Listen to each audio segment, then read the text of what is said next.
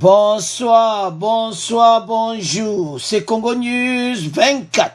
Chers téléspectateurs, comme toujours, avant de commencer notre émission, nous disons merci à Dieu. Nous disons merci à nos chers abonnés et téléspectateurs qui nous suivent partout dans le monde et en RDC. À la une, Bande Konangai, Nirangongo, 250 millions de dollars. Banque mondiale a pesi pour la aider ba sinistré bateau nyonso bazana ba difficulté bande konanga. Donc ça somo to développer une émission oyo. De l'autre côté, le chef de l'État bande kwa komina kibati et pas wa ba dege salama kikuna alors on Nirangongo penado ka banda ko panzana ki yemoko na terrain. Tokomona ba aide humanitaire biloko ndenge zoya bande konanga to laksango de mission oyo. De l'autre côté, Fatia Yindisi, Alobie, état de siège sans limite. Donc limite à temps exact. Alors si Yindi nango, ezaya ko yinda ne mission yo, peut ko développer ensemble. Deuxième point, chers téléspectateurs, et Yindi dossier Seni. Secret dévoilé, bande combattre admis tous les secrets. Alors, la PAJ n'a reçu aucun amendement de Lamuka, Muzito et Fayoulou. De l'autre côté, to commune Lamuka, El Fayoulou, Lamuka, El Katumbi. Et Zaya Kouinda, et c'est Yindi émission. Boko yo kandenge mbata lobi, bisote. Balobi et comité Lamuka. Peuple aïe bakiti. Et Zaya Kouinda bande konanga, toko développer ensemble. Et puis toko lobali sur comment Mbosso et Jean-Marc Kaboun bazo sala vraiment solo na kati Assemblée nationale. Alors tous à la connecter. Alors bande konanga to komi na point biso ya liboso Nirangongo Banque mondiale a outi ko pesa 250 millions de dollars. Bande konanga donc ozomona pena ke wi Fati Mbongo ye pona musala oyo. Oya Nirangongo ya basinistre. Yango Fati a déterminé qu'on dépenser pour la banque.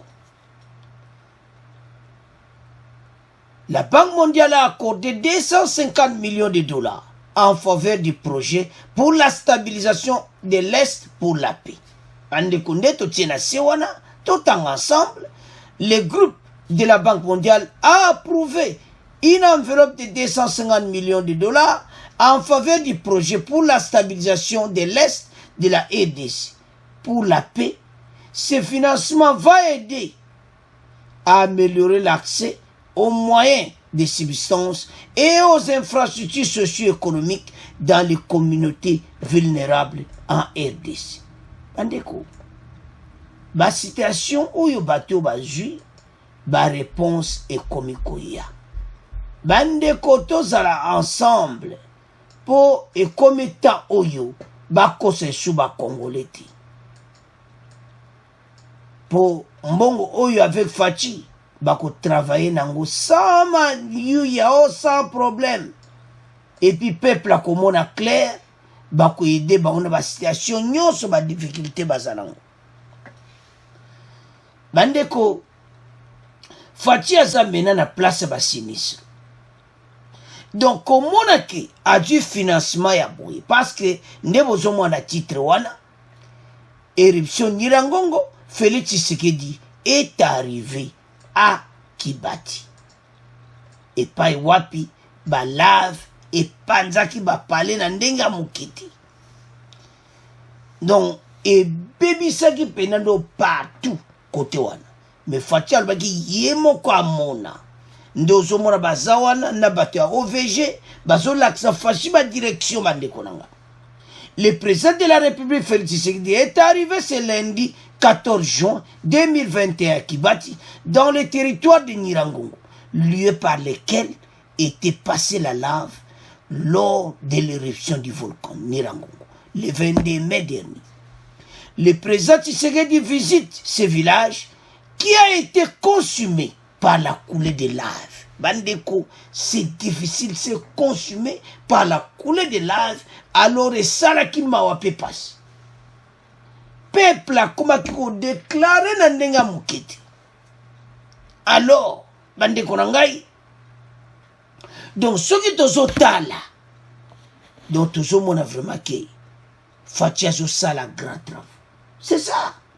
Bande ko mawa ya kozala Congolais ya motema oyo kaka makila na biso bolingo bande ko na yo. Tozo répéter ngo pourquoi? C'est parce que bazai bosoko ja na biso. Tozaï le kola banetiki. Tozaï qui va nomade dans notre propre pays. Et ça va. Avançons. Alors, parlons un peu de 250 millions. Andeko, mbongo oyeye, pona kosunga. Pona kosunga, parce que, pays na biso,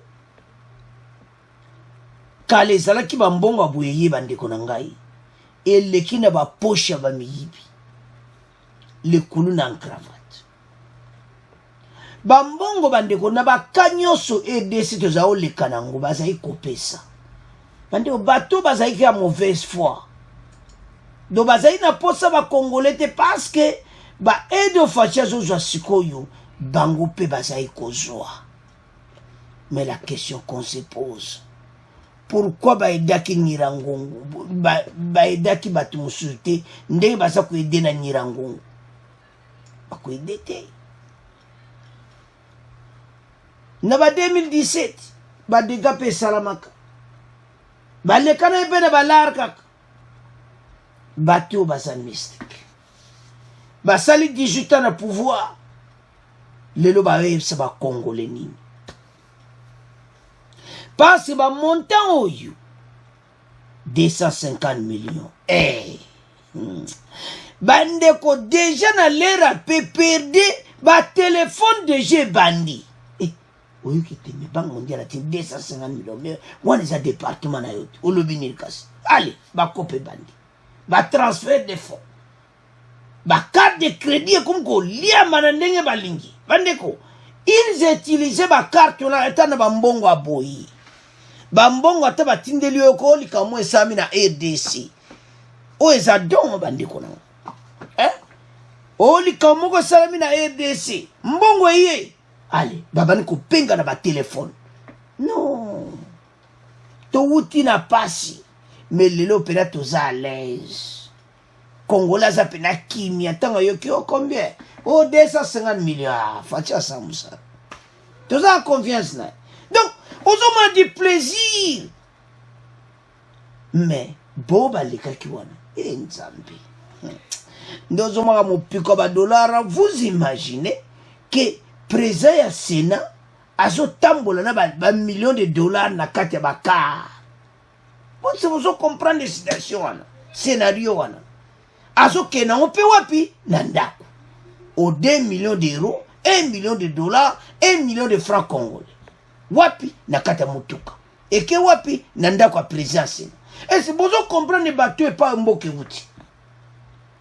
Mais lelo tout ça un peu à l'aise bandeko tozo laksabino toza la ndenge to komi lelo bandeko to komi bien. Pourquoi t'as 250 millions de dollars oyo tande bazo dépenser pona basini si bazo bongsa ba place pona bango bako tongela bango ba place bande place bazo lala botel ba place à bien bazo lala te o bwe non ba ménager ba place mususu ba ménager ba école mususu ba ménager ngo pona ko tia batu ba tiango propre to batu bena bazo lala kitoko. Alors parce que batu baleka kitoko alors bah tu as na école ba bongi si ba yo tia batu na hôtel partout mais propre ba oiseaux vivre bien. Pourquoi? Parce que fatia ça na posa mboka. Alors to tia na no extrait oyo ya Nirangongo na ndenge ba biloko za koya bongo après tout le kan état de siège o yindi o ba lobi sans limite.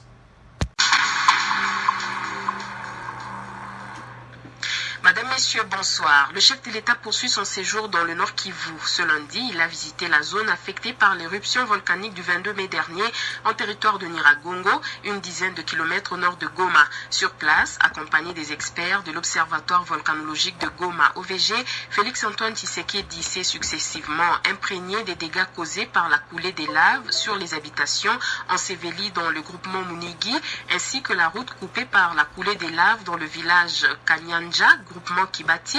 Le chef de l'État a aussi visité le projet d'érection d'un hôpital militaire mobile, projet financé par le gouvernement congolais à Kanyaruchinya pour répondre aux besoins d'urgence des populations sinistrées de Nyiragongo. Il a aussi visité les familles dont les maisons avaient été ensevelies par la coulée des laves. Ces familles, estimées à 6 000 personnes selon les sources locales, sont jusque-là cantonnées dans l'école primaire KMB dans le groupement de Munigi. Par ailleurs, le chef de l'État annonce la nomination dès la semaine prochaine des nouveaux animateurs de la structure DDRCS, entendez, désarmement, démobilisation, réinsertion communautaire et stabilisation. Félix-Antoine Tshisekedi l'a dit lors de la conférence de presse qu'il a animée hier à Goma, où il séjourne depuis samedi soir. Il réagissait ainsi au sujet de la problématique de ce processus qui ne semble pas avoir des avancées escomptées en province. En effet, des centaines de miliciens qui s'étaient rendus dans quelques centres de cantonnement ont regagné la brousse faute de prise en charge adéquate. Félix-Antoine Tshisekedi déplore cette situation, mais s'est dit confiant dans l'aboutissement heureux de ce processus. Le chef de l'État, dans ses propos recueillis par Denise Lukeso. Ça, c'est un problème que je déplore toujours, mais soyez tranquille, là aussi il y a des solutions. Très bientôt, je pense la semaine prochaine, je vais désigner les animateurs du processus DDRCS, démobilisation, désarmement, réinsertion communautaire et stabilisation, dans le but justement d'encourager ces redditions et surtout de prendre en charge ces jeunes gens qui vont quitter ces groupes armés et les préparer à une nouvelle vie en communauté. Donc cette fois, il y a du concret et j'aimerais aussi saluer au passage le soutien de la Banque mondiale qui a très vite volé à notre secours en nous apportant 50 millions déjà pour commencer dans la cagnotte de ce processus DDRCS. Et j'ai bon espoir que c'est un processus qui marchera parce que cette fois-ci, le but est vraiment de prendre en charge ces miliciens du début jusqu'au moment où ils vont retourner complètement transformés dans leur communauté. Présent dans la ville depuis les premières heures qui ont suivi la catastrophe, les conseillers spéciaux du chef de l'État chargé de la couverture maladie universelle, Dr Roger Kamba, a réceptionné ces lots. Il canalise l'aide pour une meilleure distribution. Le président de la République s'est impliqué personnellement dans cette catastrophe de Goma. D'ailleurs, il est arrivé lui-même ici pour superviser les choses. Et il nous a envoyé ici depuis plus de 10 jours maintenant pour travailler à la réception de tout ce qu'il a mobilisé au niveau international. Le président de la République a mobilisé aussi bien ses pairs présidents, mais aussi des sociétés privées. Il a mobilisé tout le monde pour que la population de Goma ne soit pas démunie et surtout dans cette période malheureusement de catastrophe humanitaire. Alors ici nous sommes en train de recevoir de la part de DP World des dons qui sont des non-vivres. C'est-à-dire qu'on a des moustiquaires imprégnés, on a des ustensiles, on a des draps. Vous savez qu'il y a beaucoup de déplacés malheureusement qui vivent à la Belle Étoile. Et donc en fait le président a demandé que nous ayons une approche globale de la réponse, c'est-à-dire aussi bien en vivres, en non-vivres et en médicaments. En visite de compassion à Goma, le chef de l'État, Félix-Antoine Tshisekedi Tshilombo, va rencontrer ce lundi les bénéficiaires et échanger avec eux sur les réponses concrètes au sujet de leur prise en charge. Alors, bandeko nanga tolandi wana. Et baza ko place bien Belle Étoile, ba place où son école primaire, ba bongisi pour na recevoir ba médicaments, ba kisi, ba biloko donc pour le peuple. Et là on tozo lobawa. Et ça va congolais tant to yakane be mission pour to comprendre niveau nini RDC ba komi. Ndenge ni to ko avancer notre pays.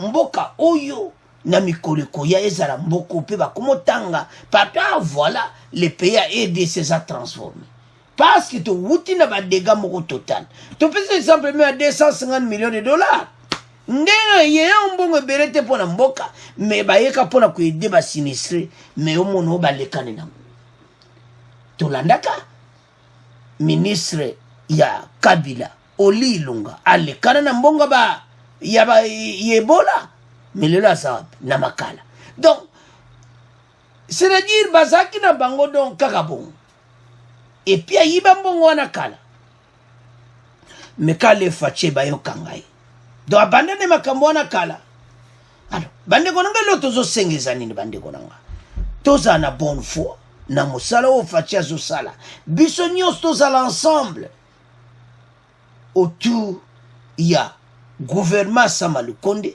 parce que bazo travail tolandi wana conseiller ya président de la République aye ko recevoir babiloko fache sengi partout babiloko bazo kabelayi. Ce sont des dons. Ezako ya yemoko facha yebi yemoko azako sala yango. To comprendre yango. Quelle volonté. Lui-même le président Tolandi wana conseiller Zoloba, président de la République yemoko. Ba donc pona ba ka oyeli. Et c'est le coup zana problème aux résoudre anda kuna yo. Otalo zana ngoya mbala mo baniko ko sala pe ko singa pe ba aide. Alors bandeko biloko ese ebele ye nde tolandi wana cargo mumeka kutika na bakisi et tout na ba moustiquaire batu bala la place kitoko batu ba vivre en paix en attendant babongse la bonne place donc ye monde bozo mona wana nde azo laksa musapi akibati donc c'est ça notre beau pays est comme un paix bien peuple assez bien. Alors, wane zalaki premier parti, toke na deuxième partie mena l'état de siège. Fatia Lubini. Bandeko za somo. A Goma, soba musuba landaki conférence de presse, Tshisekedi défend l'état de siège sans limite dans le temps. Limite zata. 15 jours va prolonger. 15 jours, donc, kuna kutu kolobate mboso kabund, masolo kitoko, metozoe. Na po aseni po assemblée nationale ya koyinda fayulu na muzito balobelaki vérité ti bakosaki metozo ya na po secret de voile do yindi mabe do ba panzi bango donc na nenga mukete donc bazawana na ebite lelo à partir à lelo nete so ba bata mawa metozo ya na po aseni EDC à Goma Tshisekedi à défendre quand même que temps exact. Pourquoi? Parce que va renouveler en 15 jours. On va renouveler encore et puis selon ma candidature chef de l'État, ti penza ma solo pende vanikimia wanande bakoki donc parce que pour le moment fachi azo monate donc ndenge nini akoki ko tia temps limite n'état de siège bandeko na ngai eza makambo eza sérieux parce que musala oyo bandeko na ngai fatia jongo très sérieux ko limwisa bato wana tu bolandaki mission eleki totielaki bino fasi asisana na ba groupe armé tolandi na extérieur na mosusu bandeko travail eza kosakana ngote.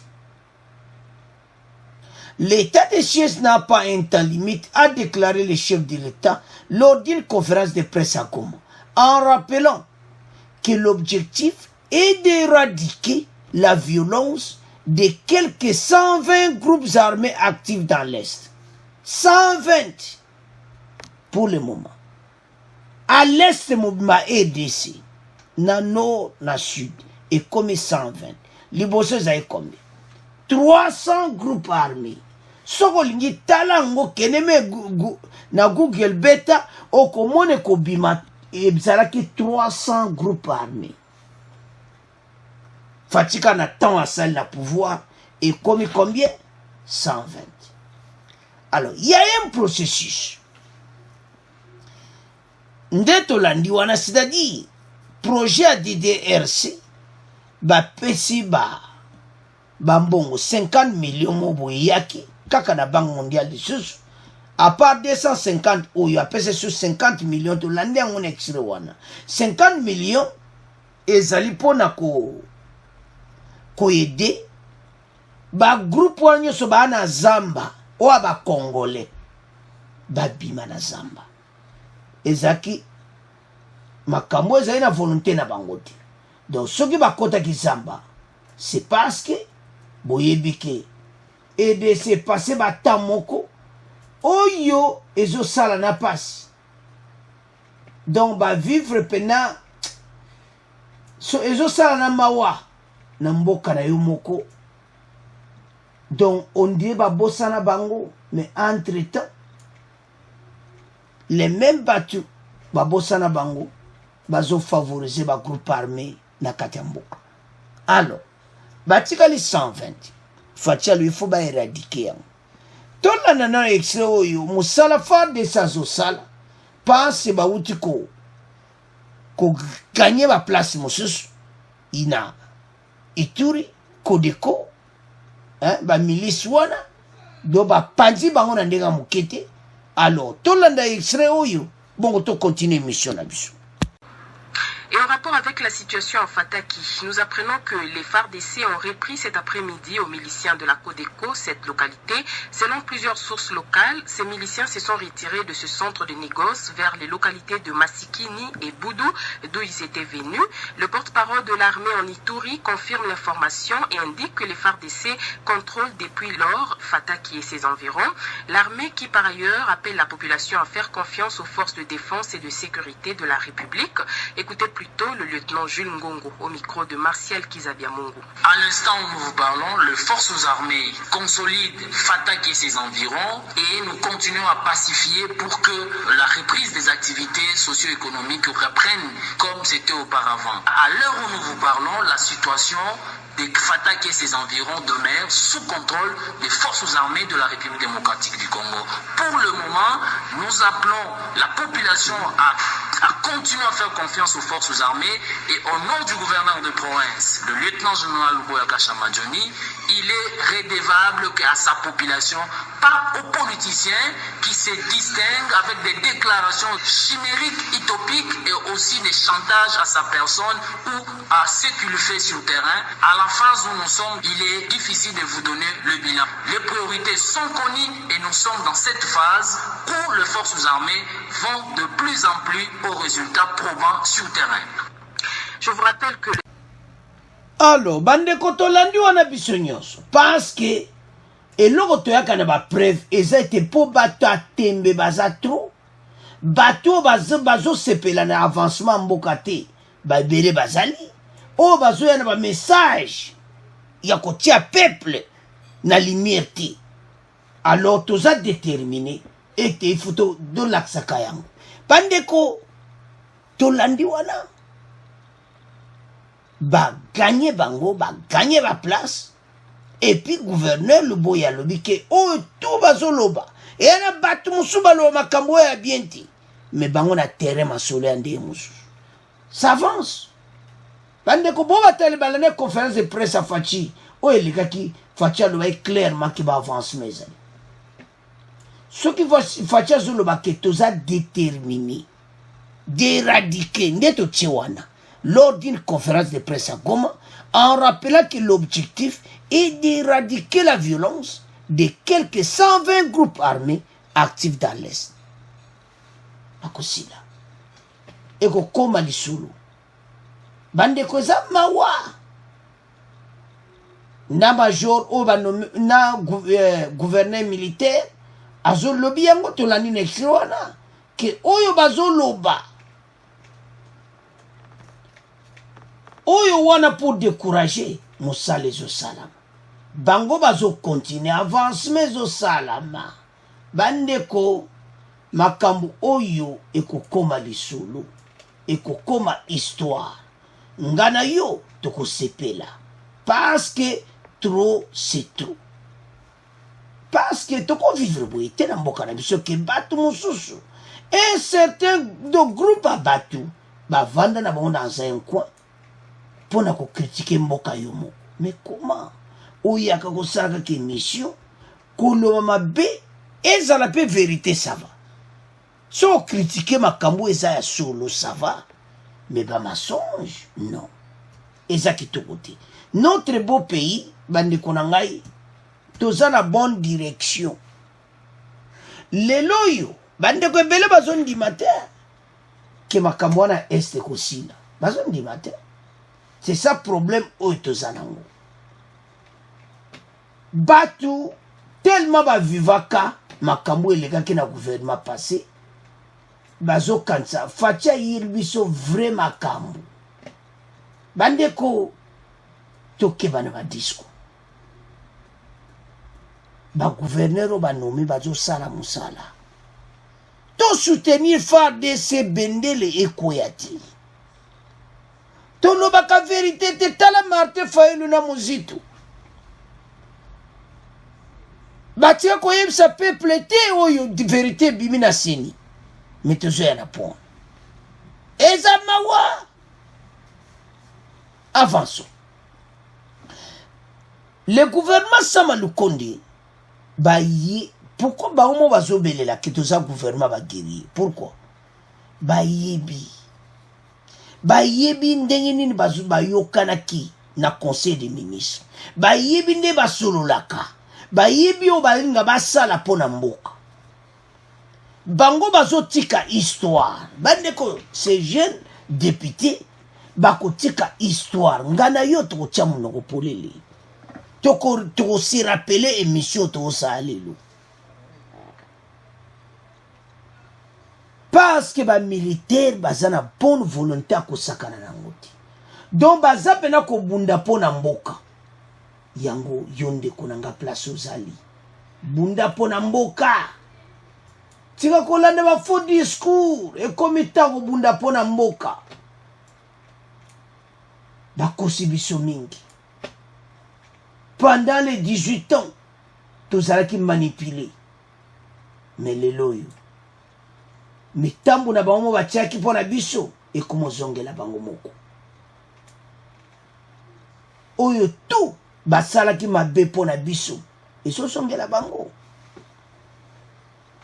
parce que congolais na kati ya mboka na ye moko akomaki kovivre lokola nayebi te bapaya wana bavase bakoma ye kutu kozwa baposte moko doso na tali na bia ya nzambe mais biso moto tozosonga nsima la faute aki biso moko mpe toza naive biso moko mpe tolokoso ya mbongo pasi oza na pasi bapesi yo un vrai congolo mo bapesi ye mbongo mais andimi ne kosoutenir mopaya andimi ne kosoutenir rwande yo kufa na yo quel esprit oyo eza mboka na biso tozala derrière son excellence le président de la république tala ye wana mama Denise na kati ya terrain ya Nirangongo na place oyo mabele bukanaki ye wana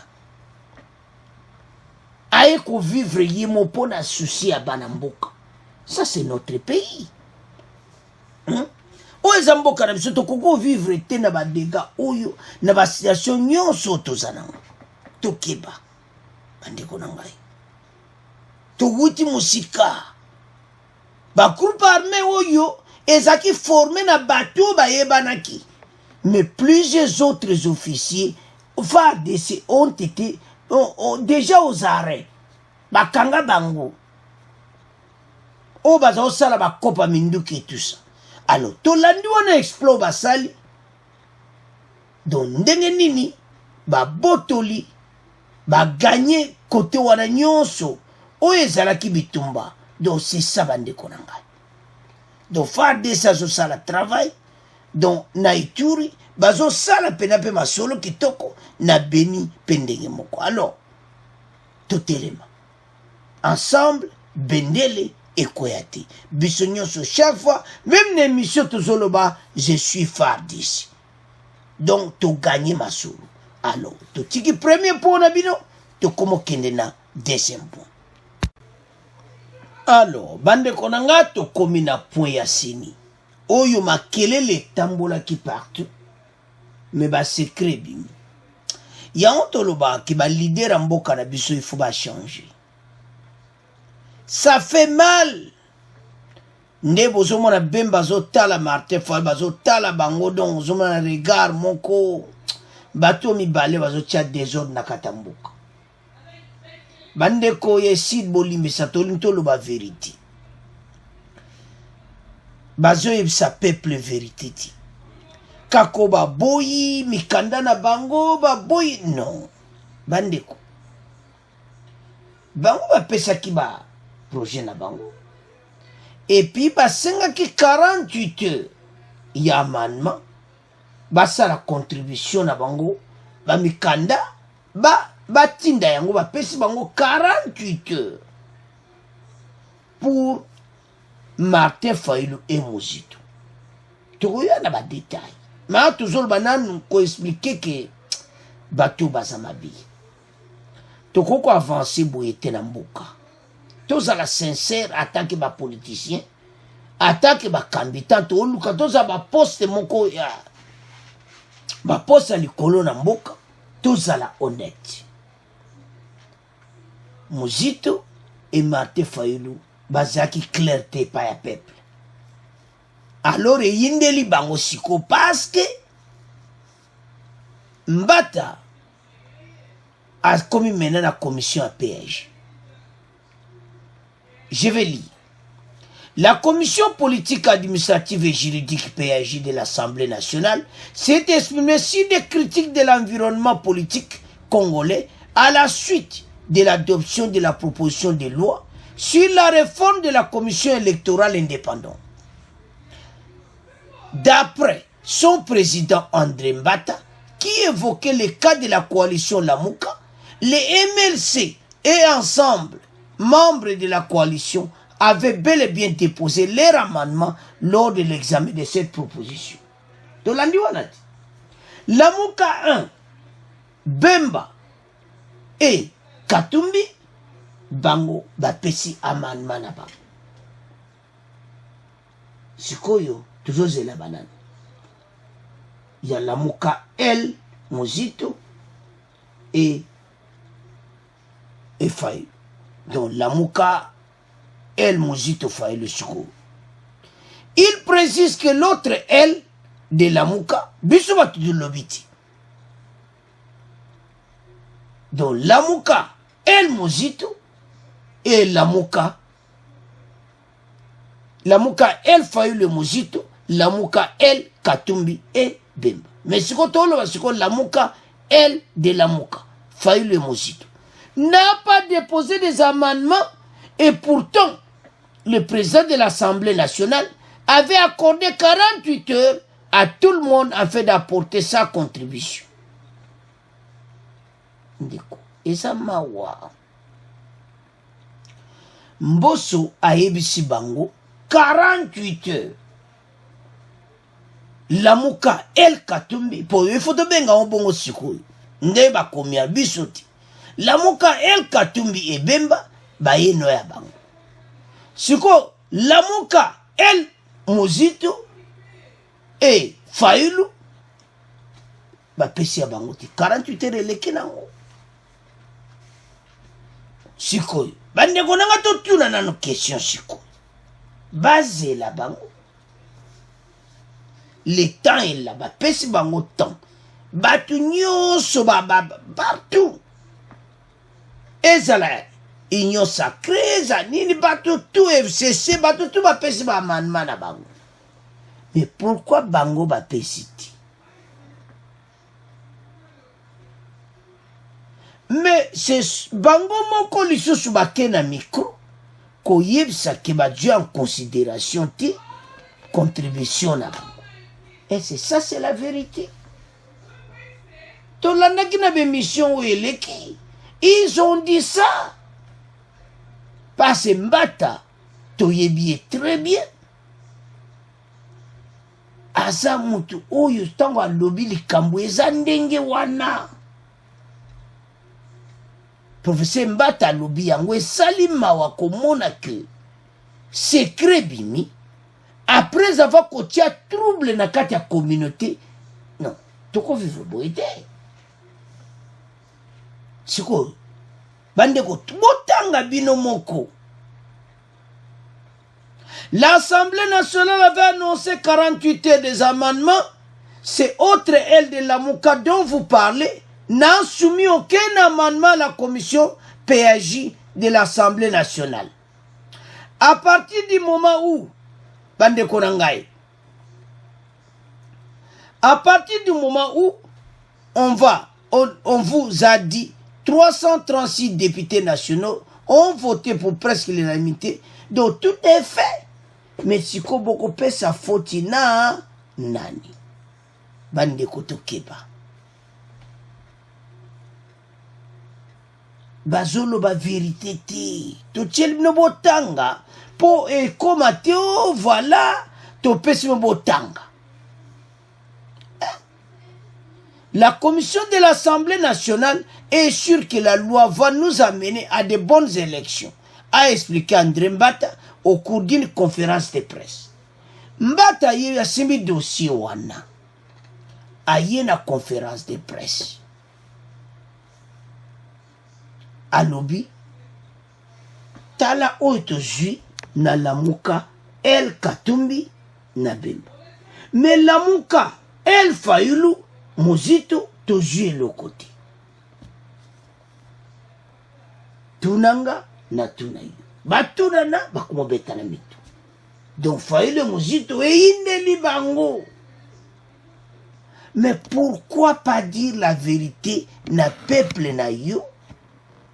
Il pouvait même défendre la conférence de presse au Basalaki, Mozito et Fayulu, que voilà. Ils n'ont même pas dit ça. Ils ont dit qu'on n'a pas considéré ma proposition là-bas. Oh. Pourquoi? Pourquoi? Bah, pèse mon dossier, bah, ça l'amendement, bah, cité. Mais partout, toujours Landa. Information partout, partout, c'est ni. Dépolitisation tolanda kiyango mais basengi contribution na bango balobo bango balingi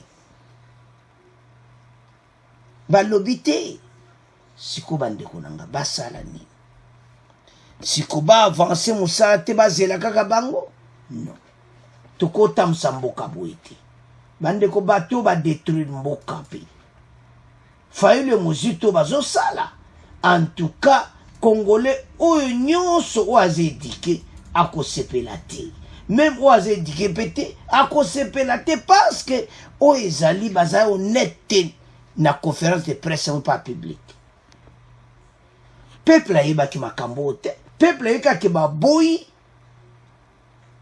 ba amendement ya Mozito na Fayulu alors que ils n'ont rien donné mais bango baza batali boso ya kolobaki parce ba pesa ki ban Mbata est là professeur Mbata ba pesa bango le même document ba pesa ki na ba parti news pour ba pesa contribution na bango na loi organique mais le secret bimi ils n'ont rien donné mais sikoy beaucoup ya koloba nini vraiment beaucoup loba nini bande konangai na peuple et ça passe pour na peuple congolais vivre ba scénario ya boyi et ça qui to côté pour bande konanga mboko tozo vivre mboko oyo ya biso ya EDC tozo vivre makamu moko amabe makamu a kitokoti peuple oyo a wuti pendant 18 ans, 20 ans na manipulation. Ce que faut on loba non et non na ba parti politique sur bazo manipuler bino.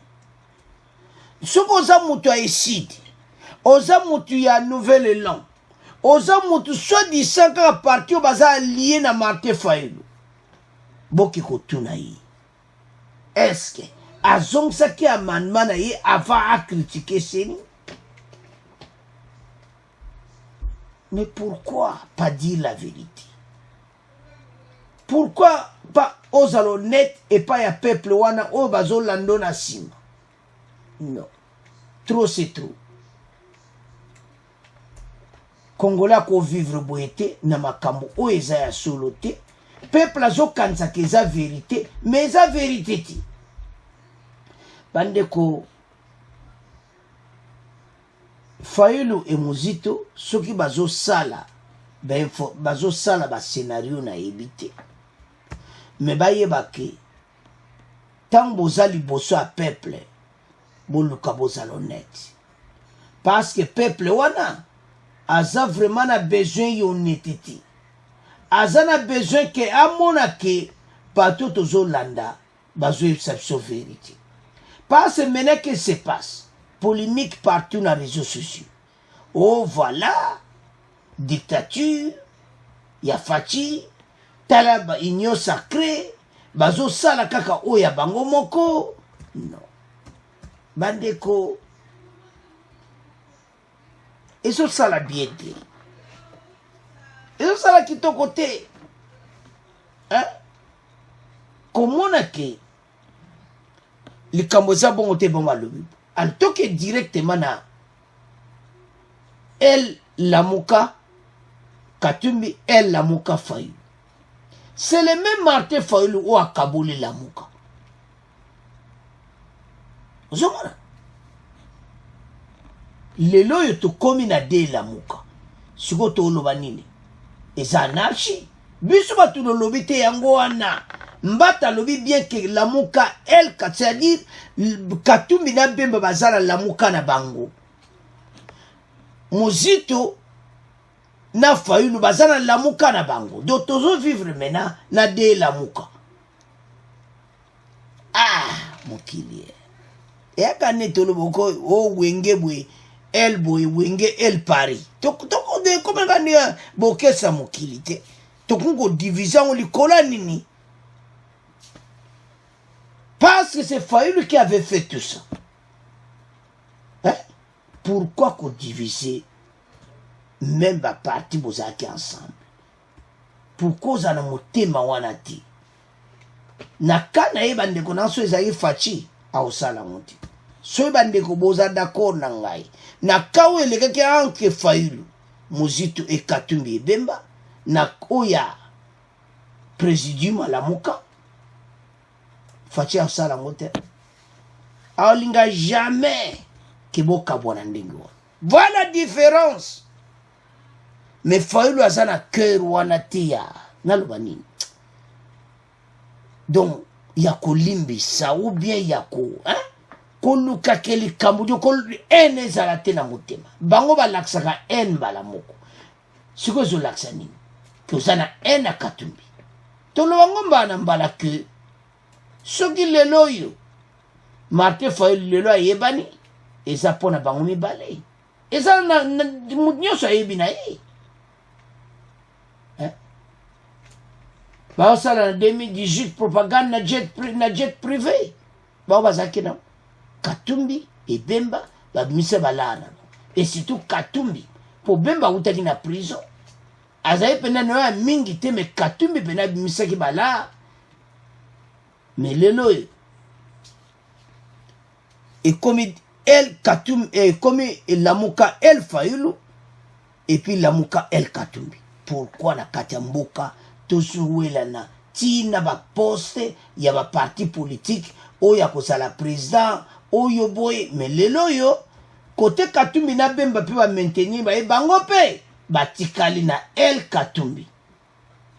Ozomo makambango alors bande ko yinde la bango na l'air ya vote parce que bango ba ko tambola na kombo Lamuka. Donc et comme de Lamuka si ko peuple a okende wapi dans un boulot. Donc ba ko la confondu totalement. Déjà va se diviser entre bango et c'est chef total. Et ça qui ton côté.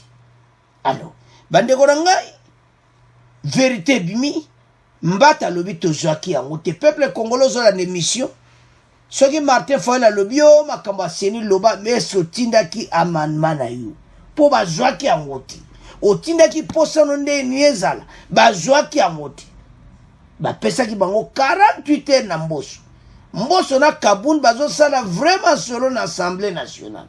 Bazo sala musala pour l'intérêt du peuple, le peuple d'abord. Alors bandeko nanga zamawa, balobi vérité te. C'est à ce point de comment clôturer mission na biso. Bon abonner massivement, bon continuer à partager. Merci na ba commentaire. Au revoir, à la prochaine.